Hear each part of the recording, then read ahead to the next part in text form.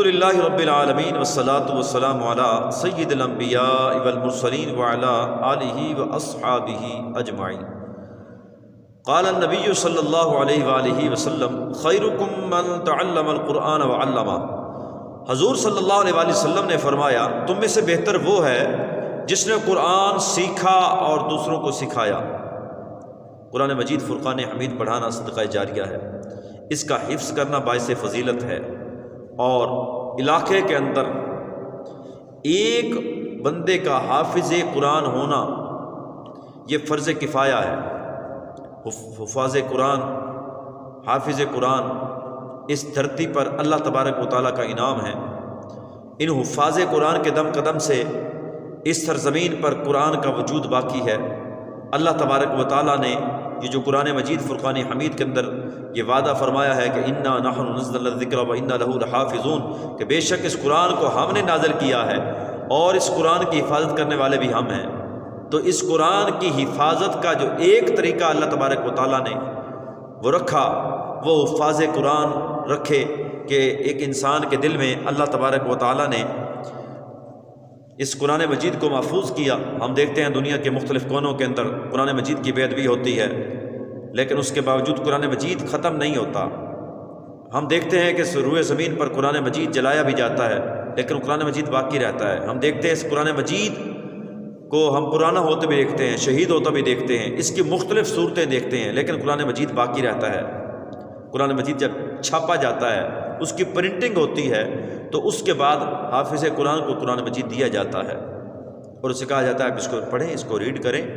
اگر اس کے اندر آپ کوئی زیر زبر کی یا آیات کی غلطی پائیں یا آگے پیچھے آیات ہوں تو ہمیں مطلع کریں۔ اور پھر آپ دیکھتے ہیں جب قرآن مجید پرنٹ ہوتا ہے یا آپ کے ہاتھ میں آتا ہے تو آخر میں ایک سرٹیفکیٹ دیا ہوتا ہے کہ ہم نے اس قرآن مجید کو بہت پڑھا ہے، ہم نے اس کے اندر جو ہے وہ کسی قسم کی غلطی نہیں پائی۔ یہ قرآن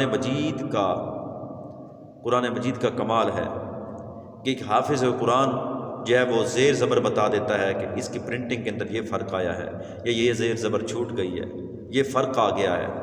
تو یہ حفاظ قرآن اللہ تبارک و تعالیٰ کے انعام ہیں، اللہ تعالیٰ کی نعمتوں میں سے ہیں، اللہ تعالیٰ کی نشانیوں میں سے ہیں، ان کی قدر کریں۔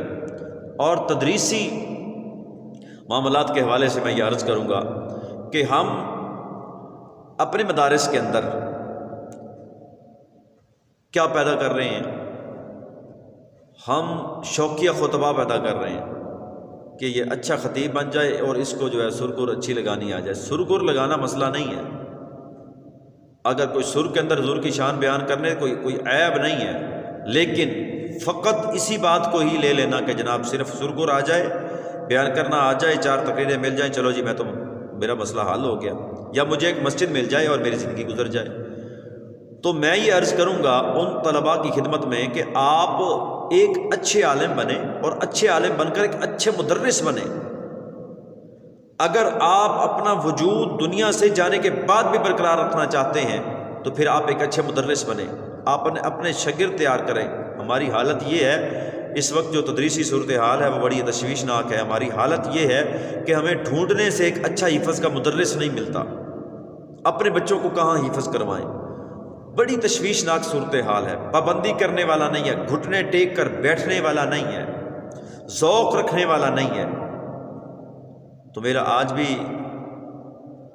یہ عقیدہ ہے اور میرا یہ ذہن ہے، میں یہ سمجھتا ہوں کہ آج بھی اگر اللہ کے قرآن کو گھٹنے ٹیک کر کوئی پڑھانا شروع کر دے، وہ جنگل میں بھی بیٹھ جائے تو منگل ہو جاتے ہیں، برکت ہو جاتی ہے، وہاں پر رونقیں لگ جاتی ہیں، بہاریں آ جاتی ہیں، اور قرآن پڑھانے والا کبھی بھوکا نہیں مرتا۔ تدریس کریں، ذوق سے کریں، شوق سے کریں، اور اپنے شاگرد پیدا کریں اور علماء پیدا کریں۔ ہر کوئی اپنے شعبے کے ساتھ مخلص ہوتا ہے، کوشش کرتا ہے، اور صبح کو دیکھیں بھٹے پر اینٹیں تھاپنے والے اور ریڈی لے کر جانے والے کتنے بجے نکلتے ہیں، اور ہم کتنے بجے اپنے بچوں کو بلاتے ہیں، ہم کتنا دیر پڑھاتے ہیں۔ وہ دنیا کے ساتھ کتنے مخلص ہیں اور ہم دین کے ساتھ کتنے مخلص ہیں، یہ میں سوچنا ہوگا کہ ہماری کتنی بڑی ذمہ داری ہے کہ ہم نے کس طرح دین متین لوگوں تک پہنچانا ہے اور اس دین متین کی اشاعت کرنی ہے۔ دعا ہے اللہ خالق کائنات ہم سب کو عمل کرنے کی توفیق عطا فرمائے۔ وما علیہ الا البلاغ۔